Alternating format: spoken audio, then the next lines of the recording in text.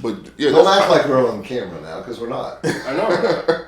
We are, but it changes the dynamic a lot. Yeah. How do you even know that they play? Because I know you.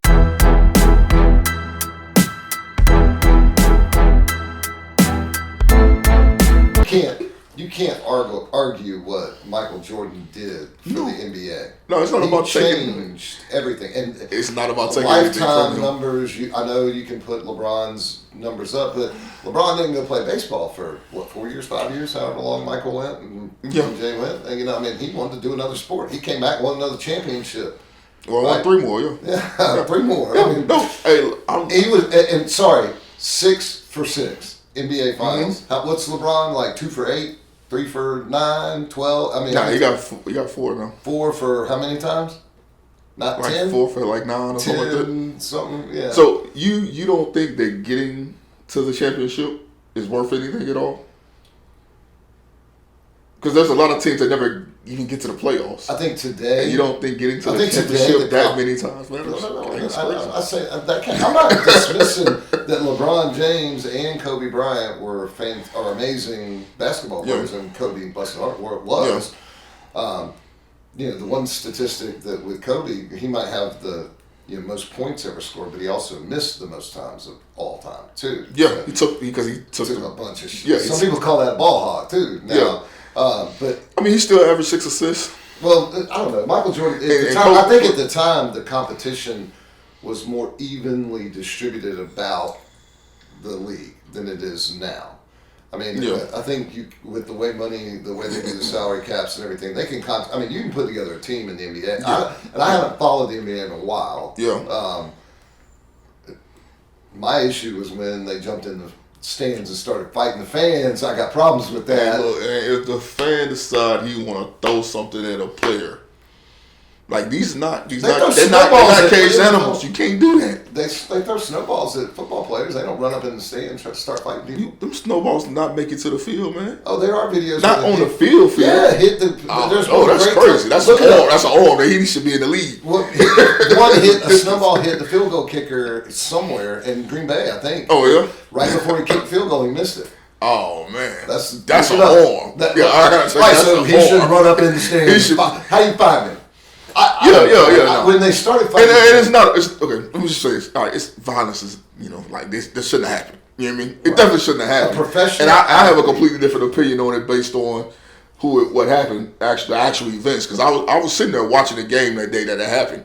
And through the beer, or which one? The beer got thrown on Ron Artest, but but the time before that, I'm talking about even further back, where he jumped up like 3 rows. That was Ron Artest. Was that the one? Yeah. Okay, that's the first time when that happened. Yeah, that's the first time, and he was wrong. He was a troublemaker in the league. Yeah. The entire time he was in the league, still one of the greatest defenders you'll ever see.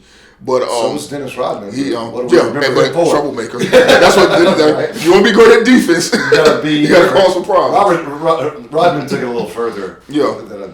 But I still take LeBron just because the simple thing. To get back to that, the reason I take LeBron is, of course, not just the amount of times that he made it as well like that.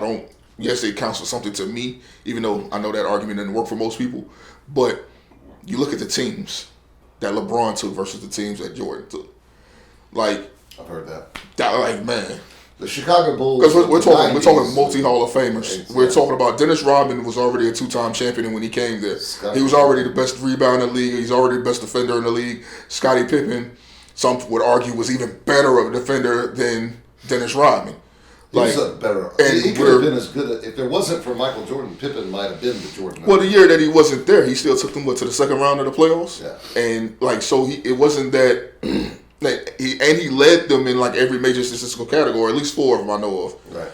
That Scottie Pippen led the Bulls in every statistical category. It's like. So he had to MJ. He was an MVP candidate that year. Kind of like Arsenio Hall to Eddie Murphy. Nah, I think it was even close. He probably like Dave Chappelle to Eddie Murphy. All right. I think Scottie Pippen without MJ, and I'm saying like without playing with MJ, would have been one. We would talk about him like he's one of the greatest of all time. And would you been able to talk about Kobe without Shaq? Yes, because there was Kobe with Pau Gasol and he won 2 more championships. and also the stretch where he wasn't in the playoffs like that. I mean, he put on a tear that.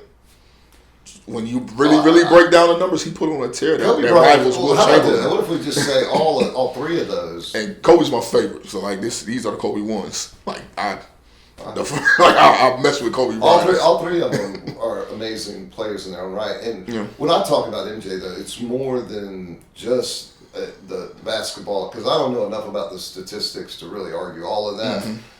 I don't think it's hard to find people that change their sport. When I think about Michael Jordan, I think about Mike Tyson in boxing. Before Mike had his little struggle. He's back now, normal, I think. Tiger Woods, before he stumbled, is back, and then the medications and whatever. Everybody has trouble. I had trouble. I'm not being critical at all. Yeah. But you had Tiger before that, so you got MJ, you got Tiger, Tyson, Tiger, Wayne Gretzky in the hockey part. I know I'm going to make a racist statement. Black people don't usually follow hockey, but Wayne Gretzky was a big deal in hockey. Yeah, of course, right? And there's another one. Michael Jordan on ice. He was. He was. Yeah. I mean, he was that good. And there's other ones that are up there. I think the thing that differentiates Michael Jordan even from that, Brady, of course, was the other one I was going to put in there. Whatever. Or Terry Bradshaw back in the day with Pittsburgh.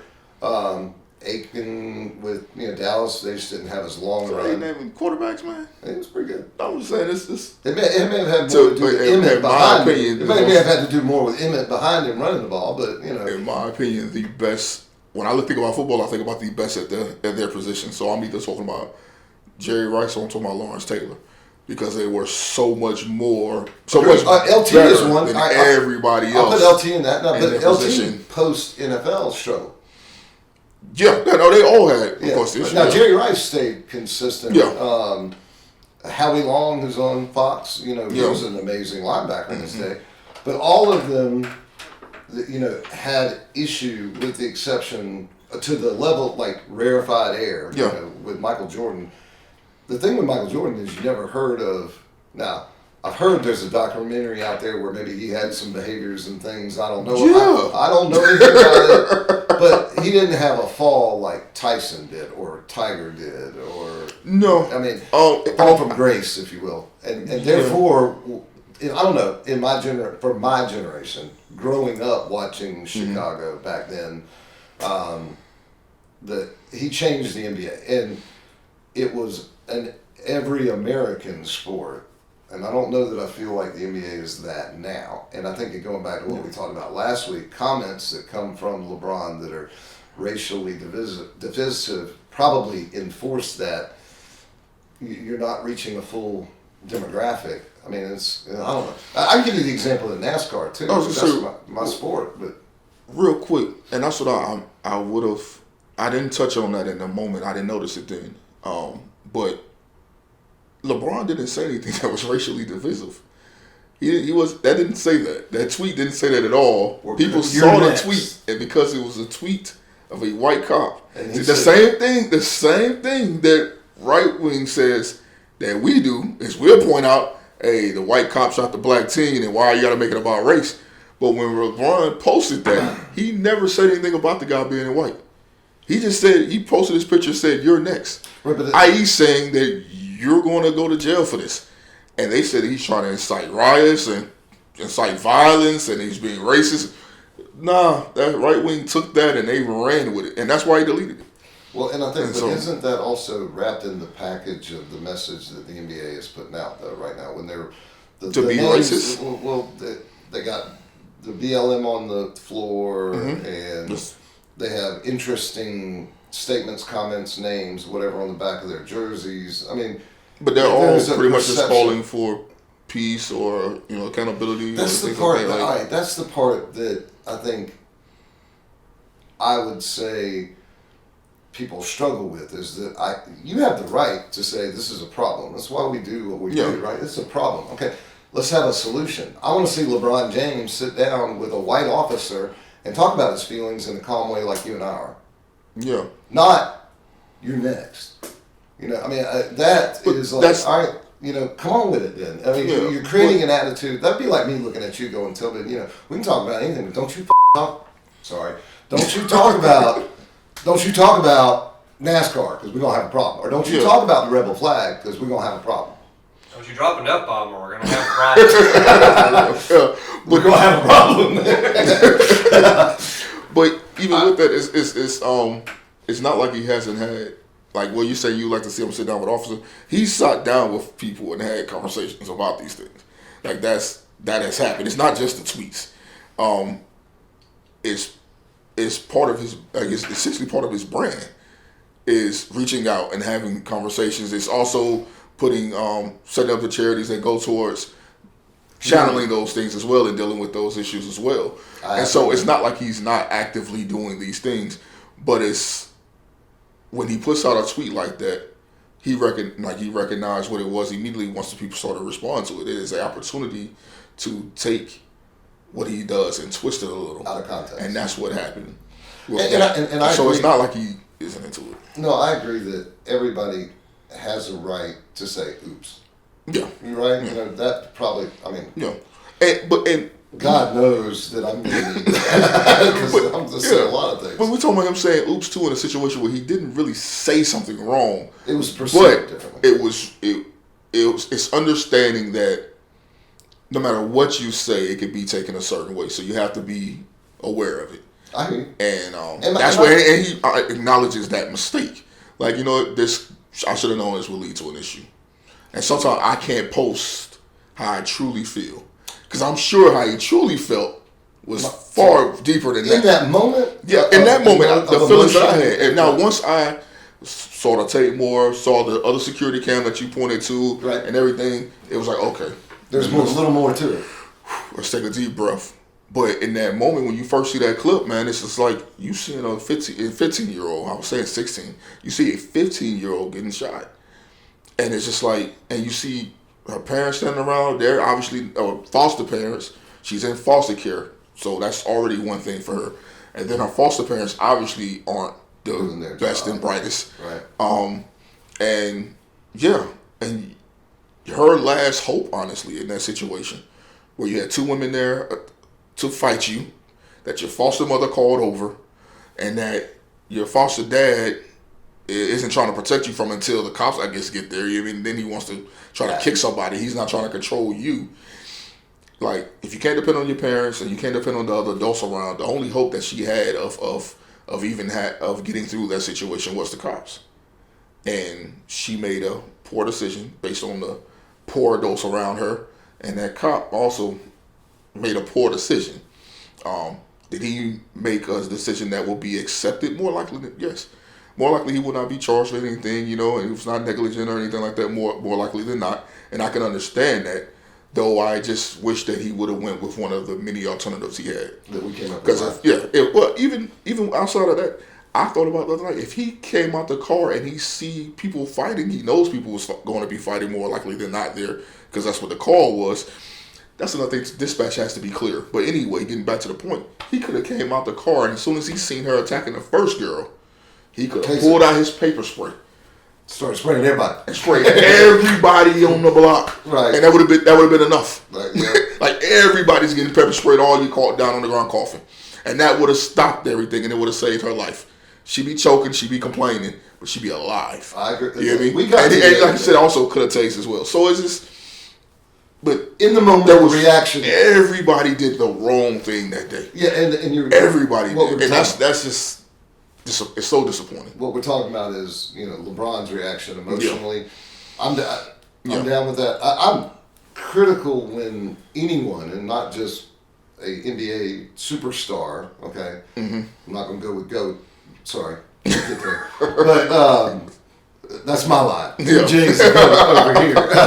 But one of them. Yeah. Top 3, maybe top 5. Yeah. You got to find a place for Larry Bird in there. The white man still got it. He had a jump shot, dude. You can't argue. Man, no, I'll be honest. Honestly, I'm more impressed with his awareness. Yeah, his basketball IQ he was the court first one to do awareness is the no look shots and everything, Yeah. passes when he would run down, and I mean, he messed everything. Well, actually, it was what's the name? Pistol Pete. Yeah, Used to back be in like the day. that. Yeah, back in the day. Yeah, but Well, Larry Bird is definitely incredible. I'm not. I can't put him there. I can't put him there because I still make room for a lot of the people that was before him. Like for me, Will Chamberlain's up there. Like, I mean literally, like, to me, I put Will Chamberlain above LeBron and MJ, and so, and that's after me going back and watching video. And then I just watched some video breakdown of numbers and everything that kind of put Bill Russell almost in that same spot. Russell was and good. It's tough. And actually, when you get to watch the tapes of these players playing, like people bring their names up, and you're just like, okay, the numbers were crazy, but nobody ever actually watches the film that does exist, and people act like there weren't cameras in. But yeah, when you see 7'1" sprinting down the court and jumping over backboards, it's like, yeah, he could have done that in any era. You're going to make me chase that rabbit too, man, because I'm with you. I mean, well, what? I'll tell you, Shaq, I thought that way about Shaq. If Shaq had a little more energy, and I know that was always an argument with him, yeah. But when Chamberlain played and Russell played, they looked like a man amongst boys, amongst like giants, right? I mean, they looked like a giant amongst giants when they played. Will Chamberlain was a big, powerful man who played basketball well, right? Yeah. Shaq, was a big, powerful man who played basketball well, made 1 3-pointer in his whole career. But they were different for their age, And Shaq was great and a force to be reckoned with. But as far as all-around players, that's when I think you get to the MJs, the LeBrons, the Kobes. You could put up there. I mean, you can put Isaiah in there. Thomas, he was something. He was a short little dude, but he could play some ball. I mean, there's a lot of them over the years. I think that's why I put Larry Bird, mainly because you got to have a white guy in the top 5. I mean, come on, at least something. Top 10, 15. He definitely been in top 15. I don't know about 10. Top 10. I would have to really, because I'm also a big man. I don't care. I don't care. I think the point that what frustrates me about what LeBron did, but I'm guilty of it too. We react in a moment, and I guess it's an unrealistic expectation of people with influence to not react emotionally. You know what I'm saying? Because we do it. When we'll watch something and go, oh, what was that? And I, when those things came out, my heart went out thinking about you. Yeah. Because there's another dead black individual. Yeah. Girl, boy, like the kid accidentally shot. We can argue about that some more if we need to. But man, Deontay, what was his name? Dante. Yeah.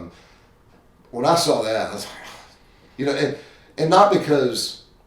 And I don't know what triggered that in me. I don't know what made me feel bad because I know you, because I know it's a passionate topic, because I don't want to see another black person get killed. I really should be able to say, I don't want to see another person get killed. Yeah, but they're not even showing. They're not showing the other ones, right? They're not showing the other ones. The guy in New Mexico who got out with an AK-47 and shot the cop, and then they shot him, they showed that once, but they showed 400 times her pulling a gun. Yeah, and that's the thing too, is I'll definitely be transparent on the fact that I recognize media is consistently, they're swaying it. Like when we talk about, like when you say, okay, well, LeBron is being divisive, it's like it's nowhere near as divisive as the media is being with this. Well, they took it because they're choosing what's being shown and what's being and not. Who cares about what? Like, if I don't know the information, how can I even care about it? Right.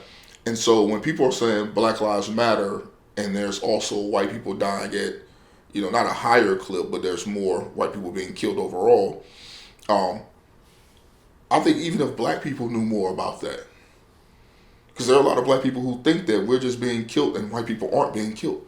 And yes, we do see the videos where, like I said, the mass shooting situations happen, and not to recap all of that, right. And that's upsetting, but why do we see that? Why are we told to apprehend it? It's the media that makes sure that we know these things, so that way we feel a type of way. That's why they'll show the video of a guy with an AK-47 shoot a cop. Because that's the image they want of a white man. That's so like, okay, for him to do it, he had to shoot a cop with an AK for them to shoot at him. But the black kids who just try to get the root. Yeah, it's purposely done that way because, and it's the that media is a great point. That's definitely dividing more than anything. Right, and it prevents this from happening because now. You brought it up. It was really good you brought it up last week, is that, they see the headline, white cop kills black kid, right? Yeah. They don't read the story. They don't know the whole context. And you made the comment when you bring it up, they start getting sideways, defensive or angry. And now, I mean, it was kind of like, I'm going to go somewhere weird, but the MAGA hats, you know, somebody walking around with a red Make America Great hat was getting beat up everywhere they went because inherently they're racist. Now, I think by wearing the hat, they were asking maybe for it after you realized people were reacting that way, but that was also, you know, sensationalized by the media. Yeah. And I'm not going to get into Trump and all that, but, you know, you sensationalize the one, you know, we talked about it, it's, you know, less than 1% of all events involve a shooting at all, and it's like 1.000 whatever where somebody dies, and it's 0.000 more that it's a black man that dies, right? Yeah. I mean, if you look at the totality of encounters, and then that creates an atmosphere where black and white people won't talk. And I did bring this up last week too, and I know we're brainstorming and doing whatever, but I want to talk to that because what I hear. This might surprise you. I have a lot of white friends. I have a lot of white friends. Are you shocked? I know. Yeah, I couldn't have. Like, you wouldn't have thought that? No, I don't know. You don't come off as that kind of guy. Well, no, I mean, I have. Well, then I'm white. And I have white friends. And no, you know, it's just your swag. You know, I'm good, man. No, I'm in the club on Thursday nights. You want to see me out there, man? I wouldn't even know what to do. I'd probably be asleep at 9 o'clock. Now, back in my 20s, things would have been a little different. But I sit on the fence because, I mean, I'll share something really personal. You know, my family grew up, you know, where I grew up, I lived on a plantation. The house had been in the family for 200 and something years, 300 years. Pre-slavery days, it was originally a rice plantation, switched over to tobacco. That rural South Carolina area, I'm not going to say where, but rural South Carolina, I grew up with people that had some very racist positions. My own grandfather, bless his heart, he's in heaven now, love him to death. He was raised a way where he believed that there was a difference between white people and black people. And as much truth as I tried to speak to him, he never heard it. In high school, had a very good friend who was a black man. I brought him to the house. And I never figured it out because I don't think that. I never thought that way. You know, my grandparents were a huge influence in my life. My grandfather instilled in me a lot of the things that I cherish now. Not the racism part, but a lot of the other qualities. So when me and, I'll say D is what we called him, you know, we were buddies. You know, we had a lot of fun in high school, so I'll leave all that to your imagination. But I brought D to the house, and I could tell he was nervous, and I didn't understand it. And he just hung out for a few minutes, and he left. And, you know, don't ever bring that kid to our house again. I'm like, you know, Granddad, come on, he's my buddy. And even you fast forward in our lives, when my grandmother ended up in a nursing home in that same small South Carolina community, most of the facility, you know, the people that cared for my grandmother were African American. In the end, he ended up in the same nursing home across the hall from Grandma. And the one lady that we loved and trusted to death, her name's Mia, so if she ever hears this, she'll know it. I trusted her with their lives. But he might use the N-word about a nurse who's taking care of him or his wife. And he would use it out loud. And we would apologize. As a family, we would apologize for it. And I couldn't, it was difficult for me to get my head around, you can't do that. And here's where it was weird, because there's a man who lives on the farm. He's still alive. He's struggling health-wise, but his name's Willie. Ever since I've been alive, Willie has lived on the farm. Now, my granddad cared for this man so much. He has a life estate, built him a house, everything. Now, he worked for Lazy Boy there in that small town. They had a plant, but whenever he was off, he would help Granddad with the farm, the tractors. Him and Willie would be out there working. That was just the way it was. My summers, me and him and Willie would be working in the farm and everything. those two would cut up. Like one great memory I have is one summer morning I go out and they're already out there, and my granddad had a hog run for a while. We raised hogs, and him and Willie were over there giggling and cackling like little kids. I'm like, what's going on? So I walk over there and it's the big old boar is getting it on with one of the sows, and they were giggling like kids together. I'm like, what is this, pig porn, y'all? What are y'all doing? But they were buddies, you know. Yeah. And Willie had served in Vietnam. Granddad was World War II in Korea. Willie helped teach me how to shoot a gun better. I mean, but my granddad could have that relationship with Willie, and they together forever up until the day I moved my granddad in the nursing home. Willie was right there, helped me make changes to the house, getting it ready. We were trying to make it where he could stay at home longer. Willie was a family member, is a family member, and yet he still had that racist, call it what you want, component to him. And you know, now I say all that to say that I have been around racist people. All right, I don't think. I was gonna say, if you don't mind me asking, I want to know what broke that chain. Like if racism dates back in your family, was the it sins of the fathers and the way they raised you? Was it what prevented you from being that way? Because from what I've perceived, at least I'll say I perceive versus known, because I've never was in a racist family like that. But that this is something that essentially is trained. That this is something that's taught and passed down through generations. So what kept that from happening with you? Good question. All right, so my uncle, and my granddad's son, right, that side, he has it, not to the degree that granddad did, but you get a couple of beers in him and you'll hear it.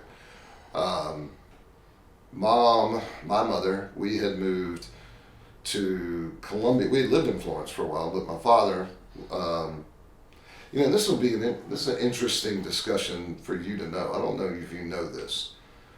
So he worked for Trans South, a bank. They had a branch in Florence, which I said the town where we were from, and then we moved to Columbia, South Carolina. My father, we were being raised in just a little middle class community. He was a branch manager of a bank, and normal life. He went to work one day and he was murdered in a bank robbery. He was shot by black men in 1979. I never thought of it as a black man who killed my dad. It was a man who killed my dad. I don't know what changed it, because I lived in that town, the small town. I was around it all the time. Even in Columbia, South Carolina, which is more of the city atmosphere that South Carolina offers, it's not much.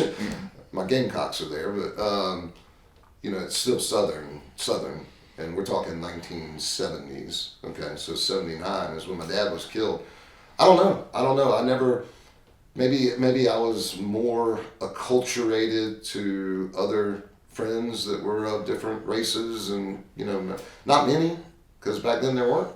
The population wasn't. Maybe in the rural counties there was more, because you had populations that had remained from the slavery days. They had set up. They had laid their ground, and they were there.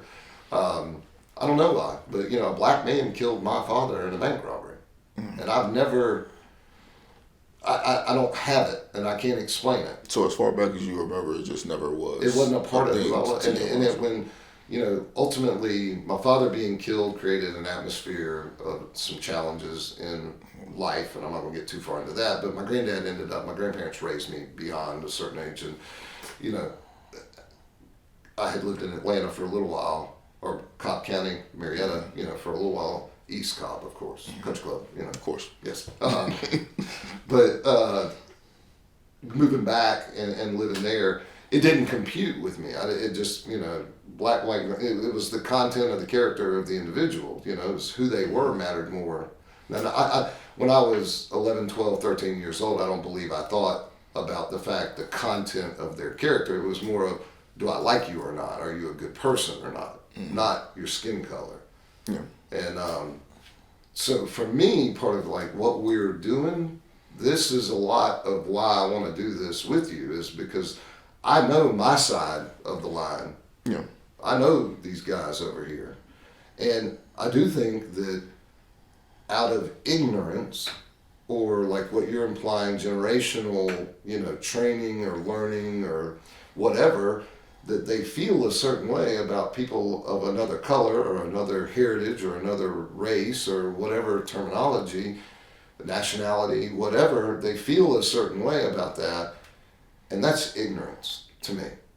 Because what then, if you expect me on the face of the fact that you're white and you live in the South to think of you a certain way or accept you as a certain way, then isn't that also racist on your part? Because just because you're white, I'm supposed to consider you a good man or do business with you or whatever. Yeah. Let me hear some words come out of your mouth. Let me see some actions from you to let me assess what kind of person you are. And then when I hear that vitriol, the bullshit that comes out of their mouth, sorry, Elliot, I want to say, when was the last time you sat down with a black man and had a conversation, or a black person, black woman? Have you ever had that? Can you bring yourself to do that? Yeah. Well, and that's And something now, about racism for me. That's go ahead. I'm sorry. Well, I was going to say, and I think I've experienced that from black people as well. Yeah. A resistance to talk to me because the assumption that I'm white, they think a certain way about me, and I'm not that way. Yeah. That's part of the foundation of why I wanted to do this with you in the beginning when you brought it up. Yeah. Go ahead. I was gonna say, I know when I first, of course, when I first met you, there was, okay, I look at the pageantry of patriotism. And for me, with my experience in America, it never sat right with me. When I see flags and Constitution and just patriotic things, so much so that normally means like, well, more than likely there's a Confederate flag coming, and then there's racist thoughts tied to that, and there's that assumption. You're not the first person that but come into my office and said that. Yeah, but I also recognized from my experiences that you can't jump out a window on everything that you see. Like, essentially, I can't just assume this and just go with it and this is what it is. I don't even think I broached the question to you about everything for a while until you pointed to the flag, and I was like, well, I thought about that, and that was about 3-4 sessions in, but it's because even with me seeing the flags, and like I said, all of it, I just figured that, okay, well, I can talk to him and I'll find out about him. Anything I need to know, I know that I can learn through conversation. And I've always been aware that if people communicated more, then you can get past whatever shell they have, if you're willing to listen.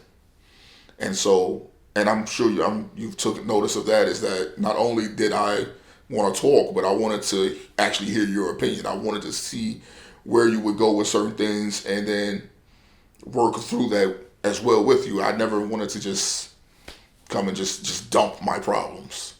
You see what I'm saying? Because you have to know who you're dealing with and who you're talking to.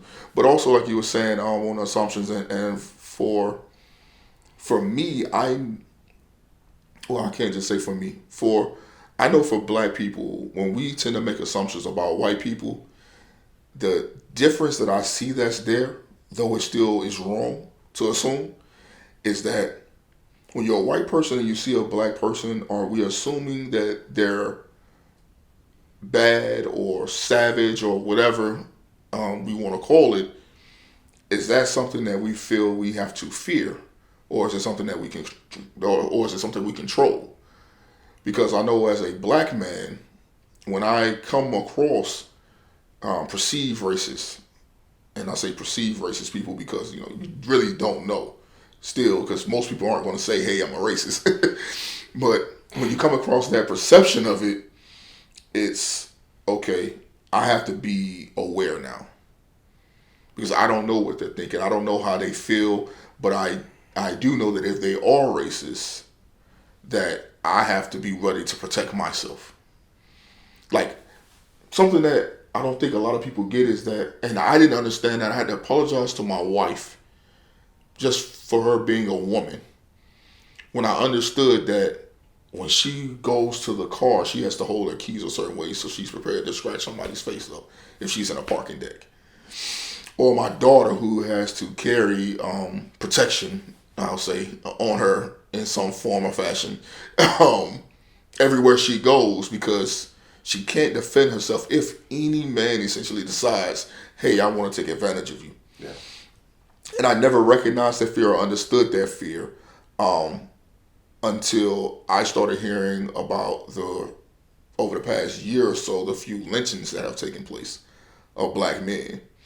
And so I may have had a certain fear when I was in an area where I knew it was nothing but white people and no black people around. It's just like, all right, I'm kind of, what's going on? Right. But to hear about the lynchings and then know the area that I stay in and then the fear of, okay, what if some guys pull up in a truck right now and try to jump me? And for me, that fear is even more real. Got a lot to worry about, big man. Well, I'll put up a fight, but right. But the reason I guess is also a concern for me is because I have an uncle who was dragged to death by on the back of a truck, they noose around his neck and just drunk him to death. And so, as a kid, when you hear that story, it didn't really hit me like it does now, of course. And so, when I hear about the lynchings and stuff, that put a fear in me that I related back to my wife with, and it's like, man, you should never have to go through that.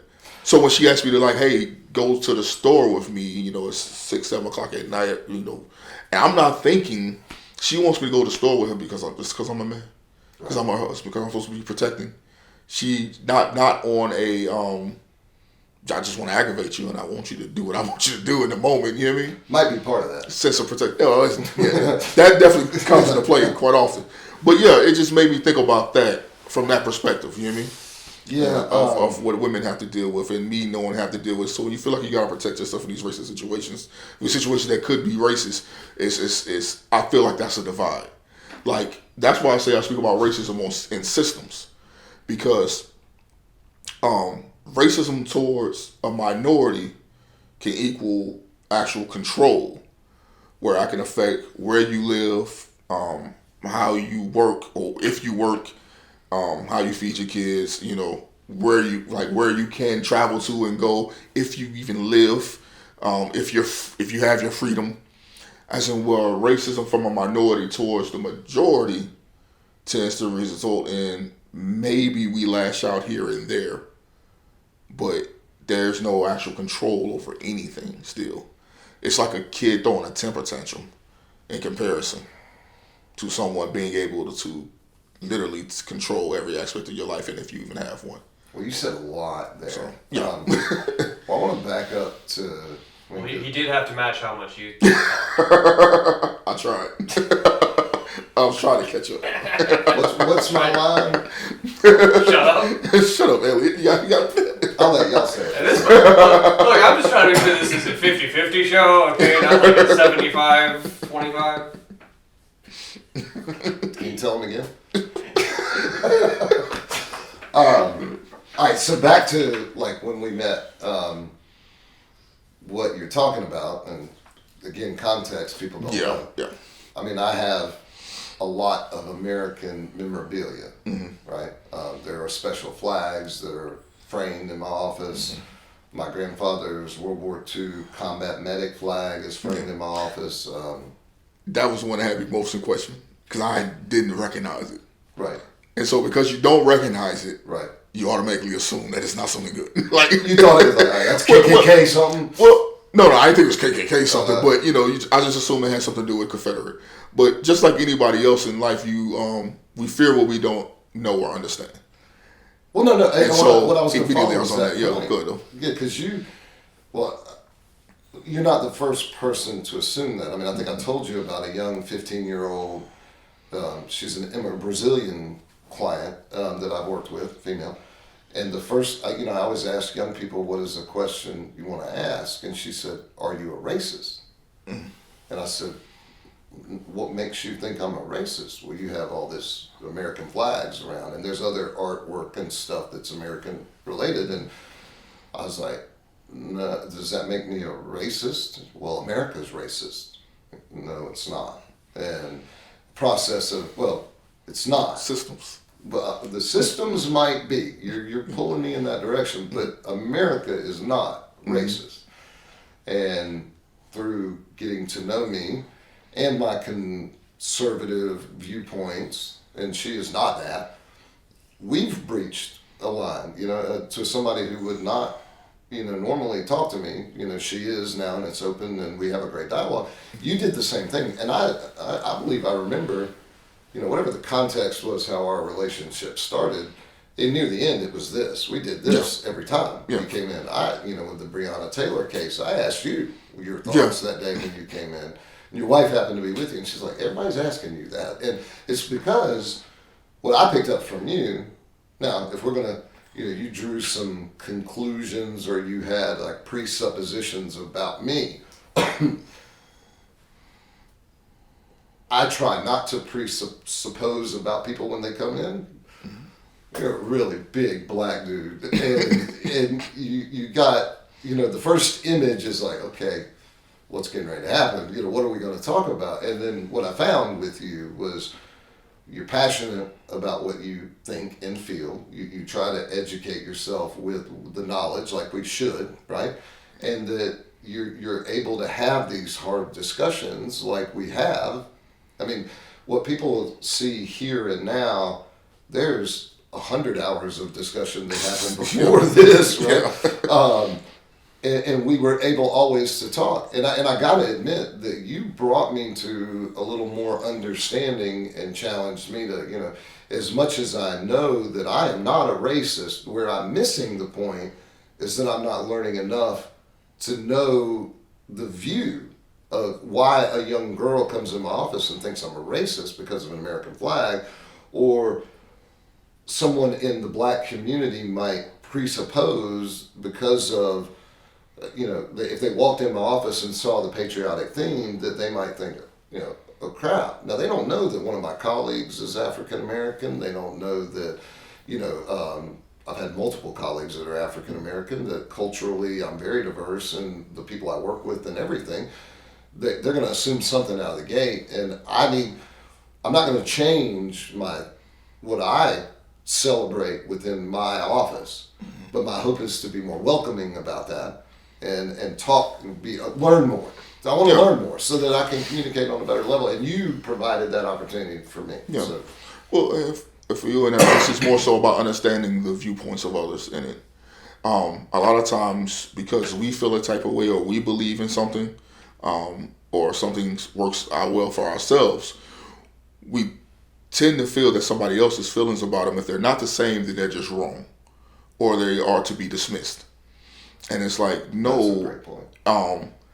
There's a there's a thing that I used to say to female friends back in the day is when they would tell me that, oh, this guy, he's just not marriage material, he's not a good boyfriend, or this and a third, he's just a bad guy, he's trash. And I was like, no, he's just bad to you.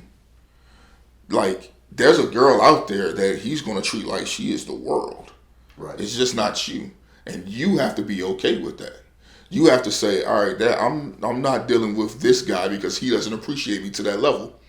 Find a guy who appreciates you on that level. And so, in the same way that this guy may not be good to her, but would be good to another, America has been fantastic for most white men, but it hasn't been great for a lot of the minorities. And that's just in the build, the design, that yes, over time has gotten better, but it's still a very long way to go. And it made me think about, earlier when you were talking, made me think about, you were talking about when I asked you about how your family ended up breaking the chain, so that way you didn't end up being taught the racist things or growing up in that way or feeling that way. It made me think about my own family, because neither my mom nor my dad raised me to have the questions that I have about America or its systems or racism or any of that. they taught me like you go to school, you get an education, you'll get a good job, and things will be good. Mm-hmm. And which all parents should teach their kids. yes, yes, Right. But they didn't teach me the potential pitfalls in that. You know, there are certain situations where it could be more or less difficult for each individual in America, period. But let alone for black people and a black male. You know, they never taught me those things, and that's a lot based in the times. Like I was watching Murder, She Wrote a couple nights ago. Really? And yes, probably wouldn't have shared that, but go ahead. I don't care. I'm not that kind of. And so I was watching Murder, She Wrote a couple nights ago, and there aren't a lot of black people in that show. No, there are. There's representation in that show. Is there? Okay. Now there and a lot more than what I would think because of the timing of when the show came out. Right. But every episode I've watched probably maybe 6 or 7 of them recently. Binge watching. There's a couple. My wife goes to sleep. I'm gonna stay. Man, what's up? Yeah, where's this hostility? Why are we hating on Murder, She Wrote? I'm just finding that one funny. I mean, they're like, NASCAR's my sport. Ooh, they go left for 7 hours. Yeah, I'm not gonna judge you for that. You better stay away from NASCAR. Well, I'll stay in my lane. You don't know exactly what you're talking about over there. But anyway, my wife goes to sleep till Murder, She Wrote. Okay, and so that's why I've been watching it. Sure. I don't. Sure. Oh, see, that's why I don't even. Anyway, I just meant. Anyway, I believe Aliens. I watch the Alien shows. Oh yeah, I used to watch that all the time, man. I got addicted. It was really bad. Too. It's scary. According to Fox News, they're coming. Bigfoot. You noticed that, right? The aliens or Bigfoot? Oh, the aliens. Yeah. According to Fox News. Yeah, I mean, they've already released a lot of the footage and stuff. The Air Force, I mean, they know. So it's going to happen. They got Bigfoot too, man. I don't know. So Murder, She Wrote, yeah. Anyway. But the whole point of Murder, She Wrote was saying that there's diversity. There was diversity in it. Was it every other character black? No. Right. But there were black characters with speaking parts almost every single episode. And the thing about that is that, and she traveled. Like, it wasn't like she was going to the same spots. Like, it's like almost a news cast every episode. Right. Around her. So you're seeing new black people. Like, every episode, people are working. And the perception in my mind would be that, you know, prior to Barack Obama, black people weren't allowed on TV. Like, they would be the perception. Because, yes, there were black people on TV, but there was a boom around that time. Yes, of course. Of where all of a sudden black people are front and prominent in commercials for Lexus and you know, Nabisco or whatever. You know what I mean? And so you're seeing a lot more black faces. Can I say what I want to say right now? No, you can't. Can I? You can't. And that's why I made the Nabisco instead of going all the way to chocolate chip. Stop it. Okay, you're right. And so I can't say what I want to say. But anyway, I was, like I said, watching it, and that led to that. Me noticing that diversity and recognizing that there has been diversity. There were quote unquote better times. There were improvements, and it really, things kind of broke apart once crack era hit. Yeah. And once the crack era hit and the laws put in place by the president that we have today, Biden. Helped. Who I was going to quote when you brought up Obama, because he was the one who said he's clean and presentable or whatever. Yeah. Articulate. Yeah, that's what I said. If there was ever a derogatory statement about a black man, that was it. Man, look, that's why I say, you know, I very much so acknowledge who we have in office, and you know, we're just hoping that, maybe, I don't know for sure, but maybe so. I kind of looked at all presidents that way, honestly, but no, of course not Trump, because he just didn't give a shit. He just bulldog. But either way it go, I was just saying that right. But Biden put those laws in place, and that the crack era is something that really damaged things. And then knowing that my parents were just New Jack City, 19, 20 at that time, And just they completely avoided that, but they still held to this ideal of things being the way they were, and it led to me being raised thinking that, well, as long as you don't go over there and do those things, Right. You're good. Just go to school and everything will work out perfectly fine. Never telling me that, yeah, but there's still people that's going to assume because you look the way you do that you're doing those things. Yeah. And well, if you're not doing those things, that there are chances that they will try to pin those things on you. And I had that experience in my life, And so... Well, there is that part of, the dynamic of because we talked about the media and their divisive way, Mm-hmm. and I think that television and media today is even more an instrument, particularly with 2020 and COVID and how much everybody was home and all the different things. You bring up a really interesting point that I have been wanting to do research on, and if I can speak for a few minutes and not feel like I'm taking over, because I'm playing off your point with Murder, She Wrote. Now, from what I remember, it was like Kennebunkport, Maine, or whatever little town she was in. I don't remember the name of the town. Yeah. Predominantly white area. Yes. But I didn't remember a lot of black characters. Yeah. I used to watch it with my grandma growing up. So you...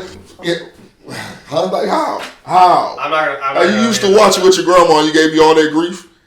What? It didn't bring up fond memories for you or nothing? It did. Like you attacked me about Well, because I watched it, because grandma But you watched it too. with my grandma. It doesn't matter. I only You watched it. I only watched Care Bears because it was I was with my sister. Yeah. I didn't like Care Bears myself. Yeah. Oh, Elliot. Please don't. So I play with I'm not going Barbies. to say anything. All right, let me go back to my point. Yes. An enlightenment occurred even further in my life when I did my graduate degree here, Kennesaw State, okay? A master's degree in clinical social work from a liberal university, okay? Mm-hmm. Now, there were 42 people in our cohort. It's the group they let you to go in to go through. There were 3 white people. 3 white men. There were other white women, but 3 white men. One was homosexual. The other was a young man, really nice guy. He and I played tennis together. He got married. Then there was me, a little older, white, Caucasian, Christian, conservative, heterosexual male. Not a good combination in that kind of liberal thing. And so I tried really hard to kind of gauge, because there was a strong overture of racism and systemic racism and so forth that I honestly have to say, because of my mindset, I've argued doesn't exist to the degree that it may be portrayed. Okay? Now, I had some pretty talented people in my cohort that were of all colors and sexes. I mean, different things. One of a colleague who worked with me, Dr. Karaoke is his name, Jackson. He's a Kenyan immigrant, son of a Kenyan tribal leader. I mean, I went to Europe with him on our study abroad. Guy's amazing. He worked with me here for a while and learned from him. I spoke in his African American church. He had me come in and tell my story about addictions and overcoming that and educating them. So, I feel like I'm culturally, kind of rounded out, but I began to question, my first thing is to be defensive and say, okay, wait a minute, now you're challenging me because I'm white? What's up with that? Why do you feel that way? And then as we got further along, it's a 2-year program, I was like, all right, maybe I'm missing something. Maybe I need to study harder.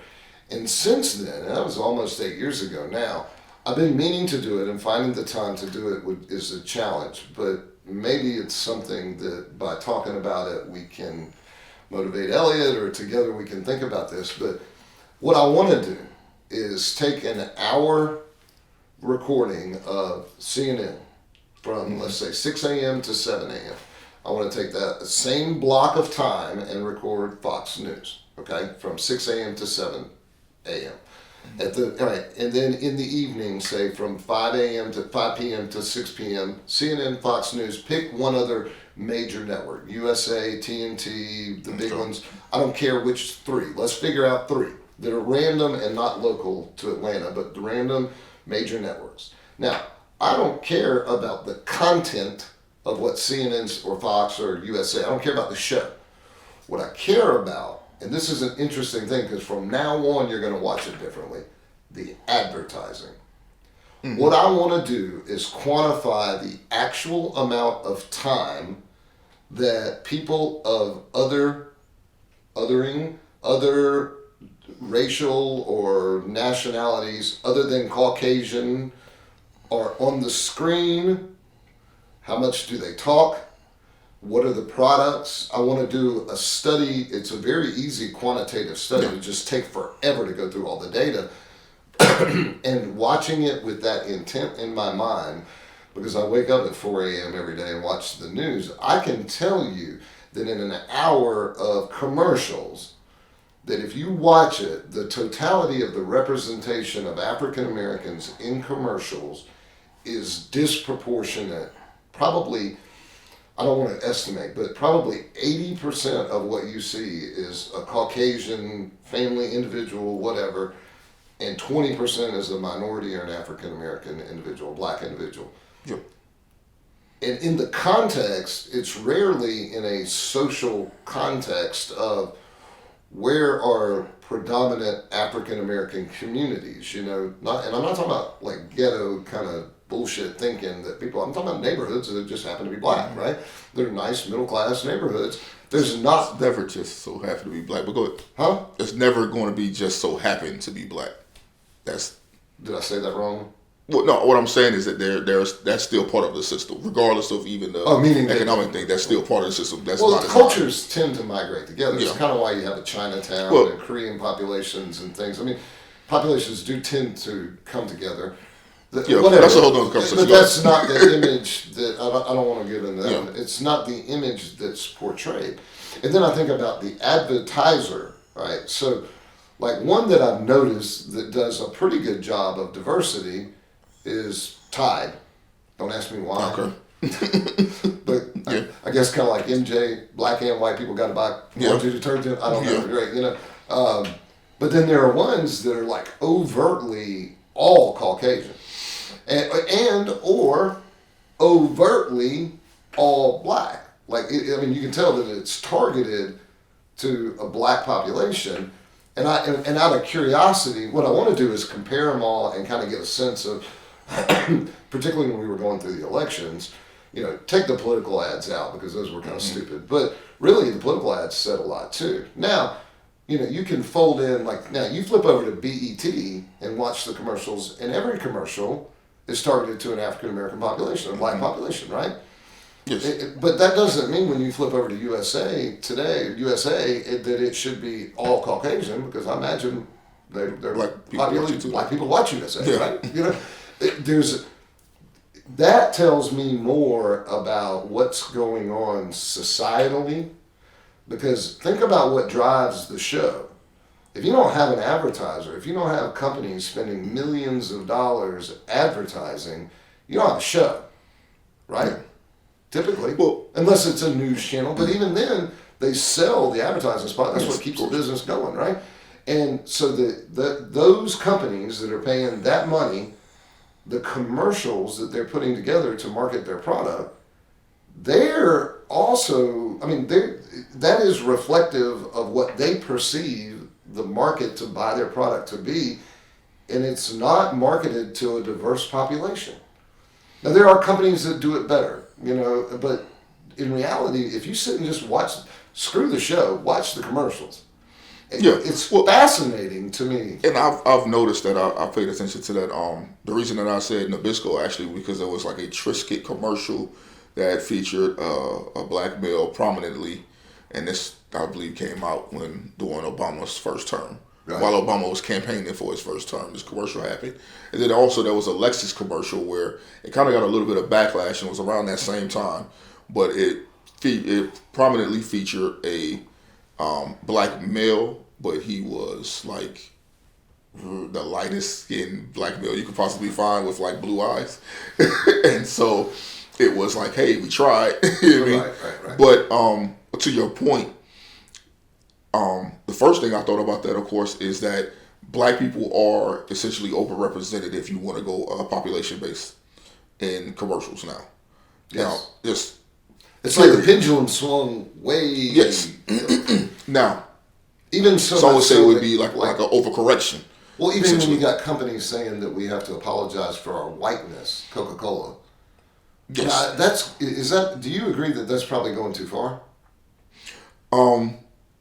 I would agree. I would agree to that if I knew the context of why they're saying it. But the thing is that I also would say that if Coca-Cola is saying this, then they may recognize that issue within their organization because it's Coca-Cola. Like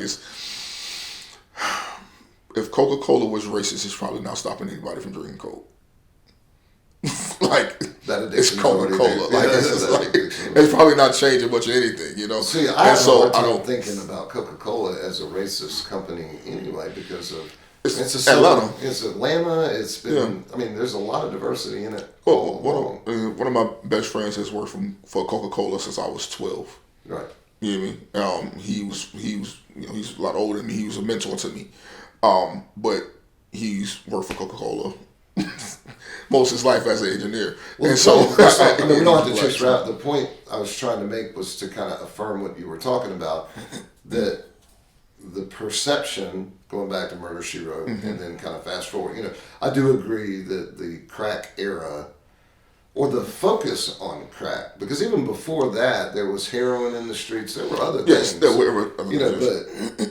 But our boy Biden, intentionally set out to incarcerate the black male. I mean, I don't care what you say about it. His crime bill was that. And that changed a lot of perceptions from the progress that I think we made from the late 60s and the 70s and in the early 80s.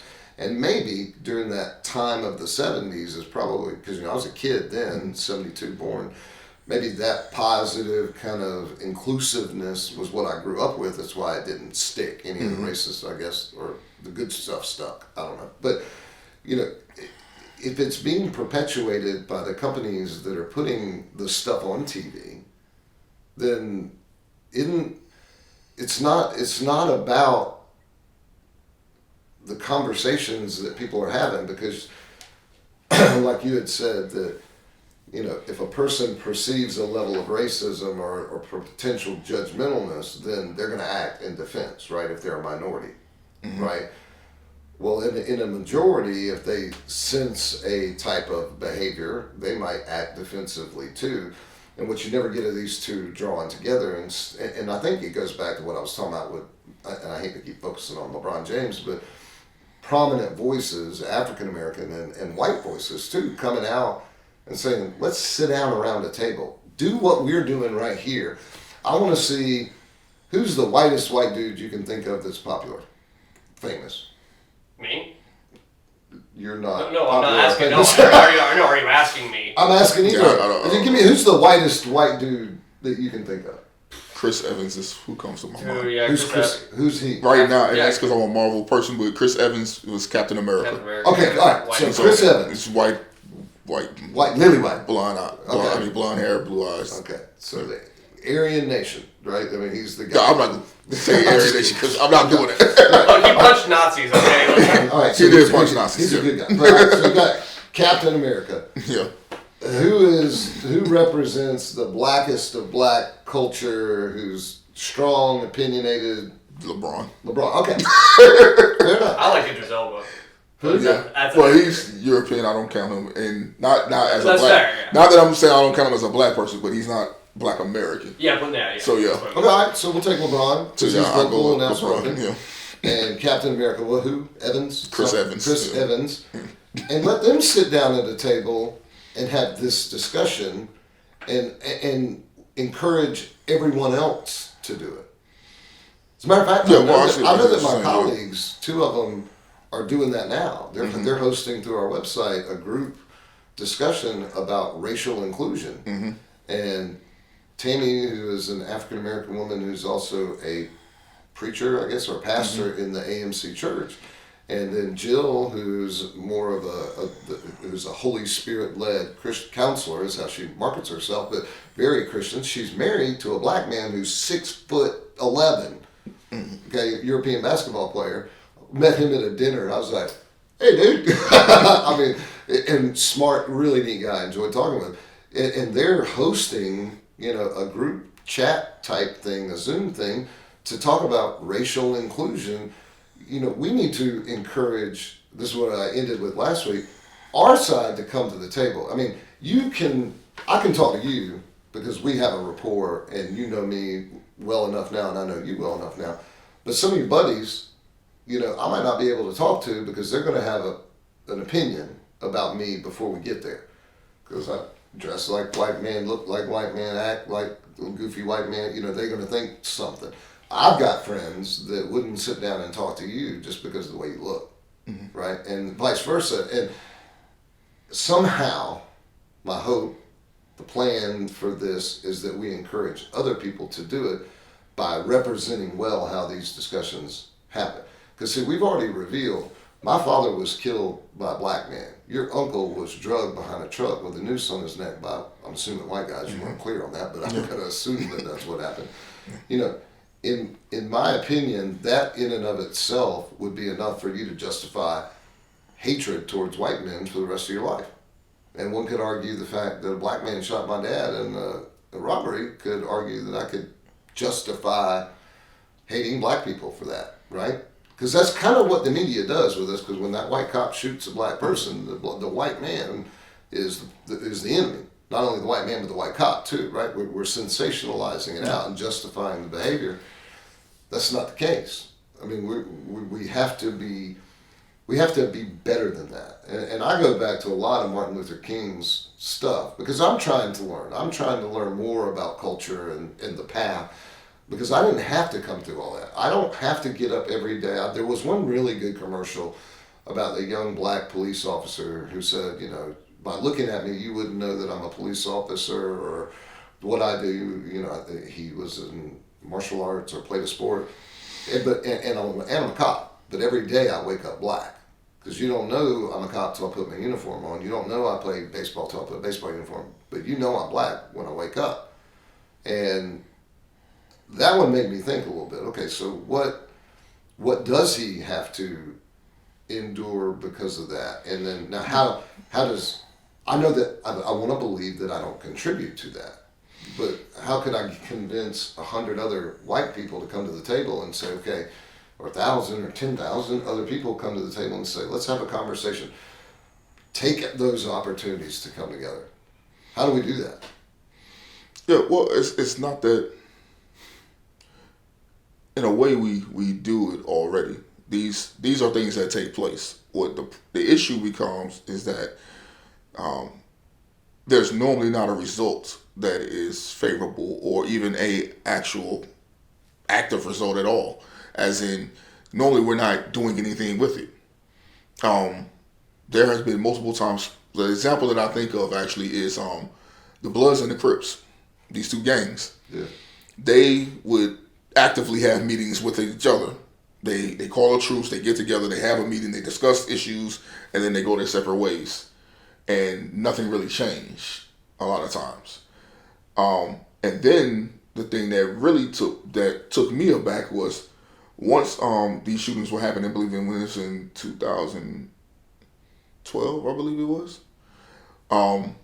This is with, I believe it was with Trayvon Martin, yeah. And those situations took place, and then there was a shooting that happened in LA. I can't remember, they made a movie about it. Well, not in LA, that was in Oakland. Anyway, the Bloods and the Crips, and I believe Vice Lords came together. They had a meeting and saying that, hey, we need to get together and we need to talk to these cops. Because if this keeps going on in our city, we're responding. Yeah. And they agree amongst them to have a truce amongst the gangs in order to try to talk to these cops and know, hey, we're united on this side. Y'all not doing this no more. And we need to stop this. We need to figure out how to handle this. So they got together and they went and talked to the cops. And with prominent people as well in the community. There was a couple rappers who represent both sides or multiple gangs as well, and they went with them. They had these conversations with the cops. The cops come out, they all come out and they talk and like everything's good, and it didn't change anything. It was just a press conference or a press conference. And so the problem is not that, I don't believe the issue is getting people to talk. It's getting people to talk earnestly. It's getting people to actually want to change something. And that's the issue, is that you can't force people to actually want to change. You can get people that's willing to sit down and have these conversations, but all they're really trying to do most of the time is just get you on their side. And if that's all you're trying to do when you go to sit down and have a conversation, you're normally going to end up in the same place that you were when you walked in the door. And that's why a lot doesn't change on the ground level. Then what's different about what we're doing? What's different about what we're doing, I believe, is that we are actually trying to hear each other. And we did come into this earnestly versus just saying, well, let me just get my opinion off. Do we differ on a lot of things? Of course we do. That's why we're here. But more times than not, either I understand your point of view so much so I'm like, okay, I got you. Or you understand mine to that level. Yeah. So therefore, we are getting closer and closer to that line. We are getting to a place to where we can actually figure out some things that can be better for everyone. So at this point, no, we haven't, quote unquote, changed much because nothing in the world has changed. But ideally, we have. So I can have these conversations with my people. And they're like, okay, well, I understand that point. Or I can show someone a video and I get this, and you're able to do the same thing on your side. And it's helping people grow slowly but surely. I'm sharing our videos, and I'm saying, yes. Watch and so, and that's the idea behind this, is to put something out there where even if people don't get every bit of it, there's an example of a conversation. And that example of a conversation can lead to a greater conversation. There was a rapper by the name of Jonah Lucas who put out a video called I Am Not a Racist, and it featured prominently a white man wearing a MAGA hat. And then it was him rapping back and forth as the guy with the MAGA hat on versus this guy who's black, with dreads. And it was arguing, supposed to be both sides and their opinions. And at the end, they hugged it out. And that video blew up and it did numbers and it's represented that. And so for people who care about that thing, that's an example. And it's beneficial in that way. But at the same time, it's about getting more than just people on the ground to do that as well. It's about getting our local politicians to do it. It's about getting our federal politicians to do these things. Breaking down those barriers, i.e., Democrats and Republicans. Just the whole idea of that is terrible. When you think about it, it's like it's saying it's only two sides, two options, and I do agree that there should be a third party. Yeah, I don't think that either the Democrats or the Republicans are going to allow an independent party to gain more strength. Not at all. Well, I mean, just with marketing and the budgets that they have.